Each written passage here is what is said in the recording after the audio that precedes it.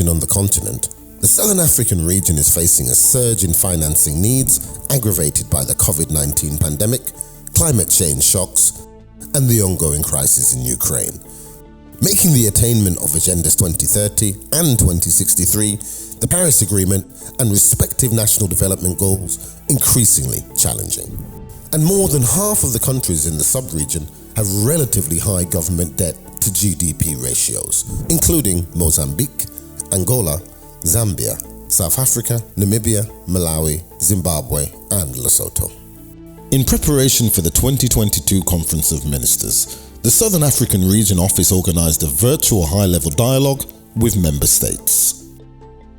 In efforts to mitigate these complex challenges, the Subregional Office for Southern Africa is supporting member states in the region to tap into diverse but also new sources of financing, and financing which may be lying idle in the private sector, for example, but also other sources, including climate financing, in order to finance long-term recovery and continue to uplift the welfare of the region's citizens, including through the African Continental Free Trade Area Agreement, which is a promise in itself, as well as enhanced industrialization.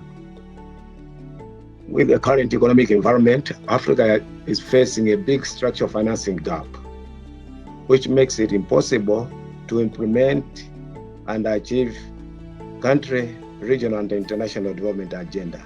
In that regard, Economic Commission of Africa Dialogue on Finance Southern Africa Recovery Plan comes at an opportune time. For instance, in Malawi, which is a agro-based country, 30% of its GDP comes from agricultural exports. Efforts to improve transparency and promote private sector growth to broaden tax base is underway.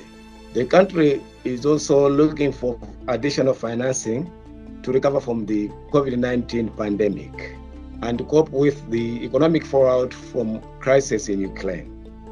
So, what can the sub-region do to turn the tide around in the medium term to see a viable financial recovery in the long term? Ahead of the 54th session of the ECA Conference of African Ministers of Finance, experts from the sub-region are certain of the measures needed to finance recovery and break new ground.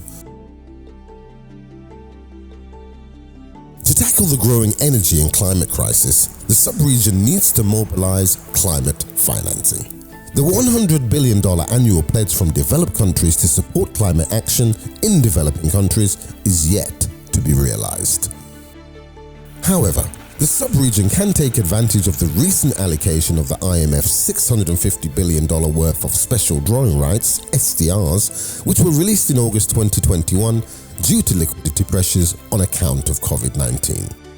While the scale of the challenge is huge, the ECA sub-regional office in Southern Africa will continue to support the member states through strategic partnerships with private sector to tap into new and more innovative financing solutions to promote local investments, economic recovery, and green growth for the well-being of all the sub-region's citizens.